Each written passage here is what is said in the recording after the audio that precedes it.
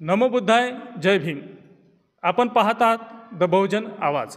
आज 1 जानेवारी 2024 भीमा कोरेगाव शौर्य दिवस सर्वत्र साजरा केला जात आहे। महाराष्ट्रातील पुणे जिल्ह्यात भीमा कोरेगाव येथे विजयस्तंभाला अभिवादन करण्यासाठी संपूर्ण महाराष्ट्रामधून तसेच भारत आणि जगभरातून लोक येत असतात। आज आपण उपस्थित आहोत महाराष्ट्रातील दारवा शहरामध्ये। दारवा शहरातील सम्राट अशोक बुद्ध विहारामध्ये माझ्यासोबत येथे काही मान्यवर बसलेले आहेत आणि भीमा कोरेगावच्या शौर्य दिनाच्या औचित्याने आपण या मान्यवराशी काही बातचीत करूया। जय भीम सर। जय भीम सर, आज भीमा कोरेगाव शौर्य दिवस सर्वत्र साजरा केला जातो। संपूर्ण महाराष्ट्र आणि देशभरात लोक भीमा कोरेगाव येथे शौर्यस्तंभाला अभिवादन करण्यासाठी जातात। या निमित्ताने आपण भीमा कोरेगावच्या शौर्यस्तंभाचा इतिहास थोडक्यात आम्हाला सांगता येईल तर सांगा। भीमा कोरेगावचा जो इतिहास आहे, जानेवारी 1818 मध्ये आपण लढाई जिंकलेली आहे आणि यामध्ये अनेक आपण या भारतामध्ये आपल्या अस्पृश्य लोकांनी लढाया जिंकलेल्या आहे। आपण 711चा जरी आपण इतिहास घेतला तर 711ला या भारतामध्ये मोगलांचं राज्य होतं आणि या मोगलांच्या राज्यामध्ये आपल्याला अस्पृश्य लोकांना सैन्यामध्ये भरती घेत नव्हते। आणि नंतर हे शिवाजीच्या पूर्वीचा हा इतिहास आहे आणि नंतरच शिवाजी महाराज ज्यावेळेस आपलं स्वराज्य मिळवण्यासाठी प्रयत्नशील होते, त्यांना सैन्य कमी पडत होते आणि त्यांना माहीत होतं की शिवाजी महाराजांनी जे गुणवत्तेवर सैनिक नेमले गेले आणि त्यांना माहीत आहे की महार हा सैन्य, अस्पृश्यता हा सैन्य जो आहे तोच खरी लढाई जिंकाल आणि आपल्याला स्वराज्य मिळवून देईल। त्यानंतर मोगलांचं, पेशव्यांचं लढाईमध्ये आपल्या नागनाथ या आपल्या महाराज थोडक्यात भीमा कोरेगावची जी लढाई होती ती कशा प्रकारची लढाई होती आणि कोणाविरुद्ध होती हे थोडक्यात जर सांगितलं तर बरं होईल। हां, हे जे लढाई होती हे पेशव्याविरुद्ध लढाई होती। कारण पहिले आपलं जे सैन्य जे आहे नागनाथ महार वगैरे त्यांना सांगितलं, कारण पेशवाई हे भारतातले आहे आणि इंग्रज हे परकीयाचे आहे, की असा जुदाभाव होऊ नये त्याकरता प्रथम आपल्या सैन्याने पेशव्यांना विचारलं की आम्ही तुमच्याकडून लढू पण तुम्ही आम्हाला काय देसाल। त्याच्या सरसेनापतीनं काय केलं की नाकं फुगवले, तुम्हाला काही देणार नाही, जे मनुस्मृतीमध्ये जे नियम आहे तेच तुम्हाला लागू होईल। अशा पद्धतीनं त्यांच्या सरसेनापतीनं ठणकावून सांगितलं। नंतर इंग्रजाकडे आपण गेलो नाही की इंग्रज आपल्याकडे आपल्या सैन्याकडे आलेला आहे की तुम्ही आमच्याकडून या, आपल्याला पेशवाईला हरवायचं आहे। त्यावेळेस आपल्या सैन्याने सांगितलं की आम्ही तुमच्याकडून लढल्यानंतर तुम्ही आमच्या समाजाला काय देसाल, हा प्रश्न विचारला होता। इंग्रजांनी सांगितलं तर काही हरकत नाही, जे आहे तुमच्या आम्ही अटी मान्य करू। मग त्यानंतर जे लढाई चालू झाली, पेशवाईच्या विरोधात जर लढाई चालू झाली, कारण पेशवाईचे 2500 सैन्य होते आणि आपल्या महार बटालियनचे हे 500 सैन्य होते आणि सर्व 500 सैन्याने सर्व पेशवाईच्या सैन्याला गारद केलेला आहे आणि थोडक्यातच सांगतो आणि इंग्रजाला स्वराज्य मिळवून दिलेलं आहे। पेशवाई विरुद्ध इंग्रज आणि इंग्रजाच्या सैन्यामध्ये महार बटालियन 500 शूरवीर यांनी हे युद्ध इंग्रजांना जिंकून दिलं आणि युद्ध जिंकल्यानंतरचं हे जे शौर्य प्रतीक म्हणून आपण शौर्यस्तंभ पाहतो, तर हे कधी निर्माण झाला आणि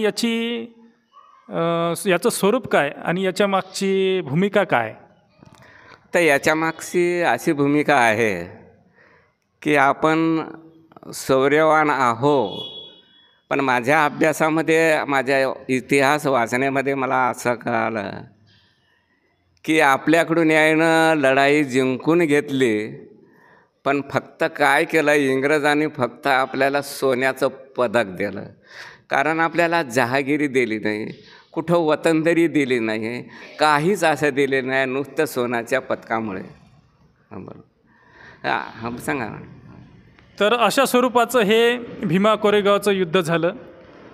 गायकवाड सर बसलेले आहेत, त्यांनासुद्धा या युद्धाबद्दलची माहिती असेल आणि त्यांच्याकडून आपण याबद्दलची माहिती जाणून घेऊया थोडक्यात. तर सर, हे भीमा कोरेगावचं जे युद्ध होतं याबद्दल थोडक्यात जर माहिती सांगता येईल तर काय सांगता येईल? भीमा कोरेगावचा जो लढा आहे हा मानवमुक्तीचा लढा आहे आणि मानवमुक्तीचा लढा 1 जानेवारी 1818ला भीमा कोरेगाव या ठिकाणी लढल्या गेला आणि त्या ठिकाणी महार सैनिकांनी आपल्या प्राणाची बाजी लावली आणि पेशव्यांचा पराभव केला आणि पेशवाई त्यावेळेस संपली. पेशवाईच्या काळामध्ये अस्पृश्य लोकांचे जे हाल होत होते, अस्पृश्य लोकांवर जे अन्याय अत्याचार केले जात होते, त्याला कुठल्याही प्रकारची सीमा नव्हती आणि म्हणून आपल्या महार सैनिकांनी हा बदला घेतला आणि पेशव्यांचा भीमा कोरेगावच्या लढाईमध्ये पराभव केला. एका बाजूला पेशव्यांचं 28,000 सैन्य आणि दुसऱ्या बाजूला ब्रिटिशांचं सैन्य की ज्यामध्ये प्रामुख्याने महार सैनिक होते आणि त्यांची संख्या जवळपास 500 होती. या 500 सैनिकांनी 28,000 पेशव्यांच्या सैन्याला सळोकी पळू करून सोडलं. अगदी थकून गेलेलं सैन्य होतं, तरी अशाही अवस्थेमध्ये ते मागे पुढे हटले नाहीत. ब्रिटिशांनी त्यांना सांगितलं होतं की तुम्ही मागे हटा, पण त्या काळामध्ये आपले जे शूरवीर होते त्यांनी सांगितलं की आम्ही महाराजांचे औलाद आहोत, आम्हाला मागे हटणं माहीत नाही. आणि म्हणून मागे न हटता अतिशय शौर्याने त्या ठिकाणी लढलेत आणि म्हणून त्या लढाईमध्ये पेशव्यांचा पराभव झाला. पेशव्याचं सैन्य सैरावैरा सुटलं, पळत सुटलं. जे भेटले त्यांना महार सैनिकांनी कापून काढलं आणि या लढाईमध्ये जे धारातीर्थी महार सैनिक पडले त्यांच्या स्मरणार्थ ब्रिटिशांनी नंतर त्याच ठिकाणी विजयस्तंभ बांधला आणि या विजयस्तंभावर जे सैनिक शहीद झाले होते त्या सगळ्यांची नावं त्या ठिकाणी कोरलेली आहेत. असा हा थोडक्यात भीमा कोरेगावचा इतिहास आहे. 1 जानेवारी 1927ला डॉक्टर बाबासाहेब आंबेडकर त्यावेळेस सर्वप्रथम भीमा कोरेगावला गेले आणि त्या ठिकाणी या महार सैनिकांना त्यांनी अभिवादन केलं. त्यांनी त्यांच्या एका पुस्तकामध्ये असं कोट केलेलं आहे, म्हणजे बाबासाहेब आंबेडकर असं म्हणतात, it is not imaginary that you are the descendants of great heroes. Go to Bhima Koregaon and see that the names of your ancestors are engraved on the pillar there. It is proved that you are not the descendants of sheep and goat, you are the descendants of Lions Club. म्हणजे बाबासाहेब असं म्हणतात की तुम्ही शुराची संतान आहात, तुम्ही जे संतान आहे तुम्ही काही भेडबकरीचे संतान नाही. हे जर तुम्हाला बघायचं असेल तर भीमा कोरेगावला जा, तिथल्या स्तंभावर बघा, तुमच्या पूर्वजांची नावं त्या ठिकाणी कोरलेली आहेत आणि यावरून हे सिद्ध होतं की तुम्ही भेडबकरीचे संतान नसून तुम्ही सिंहाचे छावे आहात आणि या पद्धतीनंच पुढचं जीवन तुम्ही या ठिकाणी जगलं पाहिजेत. हा बाबासाहेबांचा त्यावेळेचा असणारा संदेश जनतेनं लक्षात घेतला आणि तेव्हापासून भीमा कोरेगावला लोक जायला लागले. 1927 पासून तर आजपर्यंत या ठिकाणी देशाच्या, महाराष्ट्राच्या कानाकोपऱ्यातून या ठिकाणी लोक जातात आणि जे शूर सैनिक, महार सैनिक धारातीर्थी पडले त्यांना अभिवादन करतात, त्यांना मानवंदना देतात आणि एक प्रकारे त्यांच्याप्रती कृतज्ञता व्यक्त करतात की तुम्ही भीमा कोरेगावची लढाई जर लढली नसती, त्याच्यात जर तुमचा पराभव झाला असता तर आमचे जे हाल होते पेशव्यांच्या माध्यमातून होणारे ते काही थांबले नसते. पेशवे जर जिंकले असते तर त्यांचा उन्माद अधिक वाढला असता आणि या ठिकाणी असणाऱ्या अस्पृश्यांवर त्यांनी जास्तीत जास्त अन्याय आणि अत्याचार केले असते. आणि म्हणून भीमा कोरेगावची लढाई ही जर कोणामुळे जिंकल्या गेली असेल तर ती महार सैनिकांमुळे जिंकल्या गेली. आणि अशा पद्धतीनं पेशवाईचा शेवट या देशामध्ये झाला.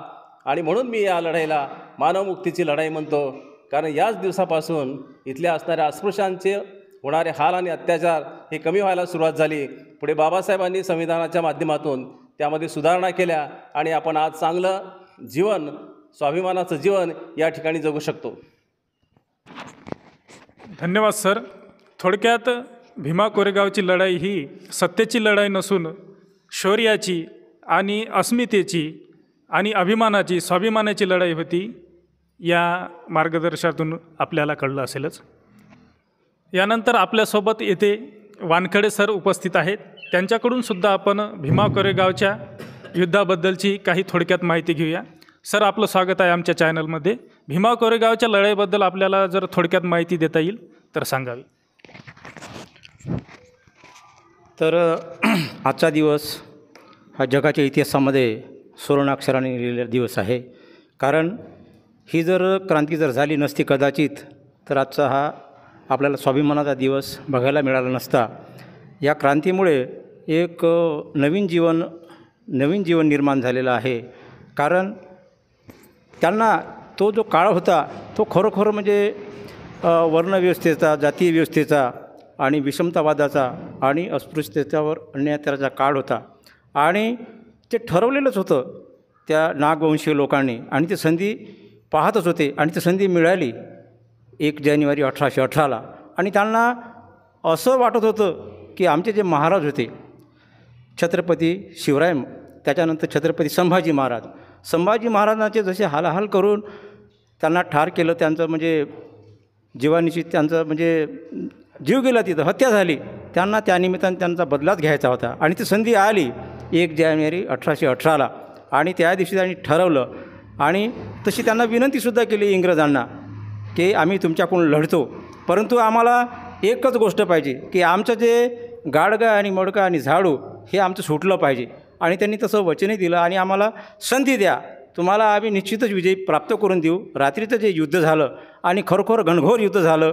500 लोकांनी 28,000 लोकांचा खात्मा केला, सळो की पळो करून सोडलं. आणि एक रक्तरंजित क्रांती झाली आणि एक नवीन सुवर्ण अशी पहाट उगवली 1818ला. आणि त्या दिवशीच पेशवाईचा अंत झाला आणि खरं एक स्वाभिमानाचं स्वप्न तयार झालं.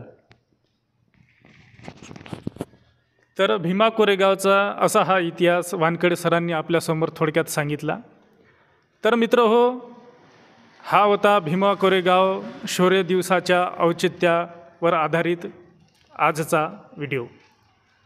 तर मित्रांनो, आपला हा व्हिडिओ आपल्याला कसा वाटला नक्की कळवा. आपली प्रतिक्रिया जरूर द्या. जय भीम, नमो बुद्धाय.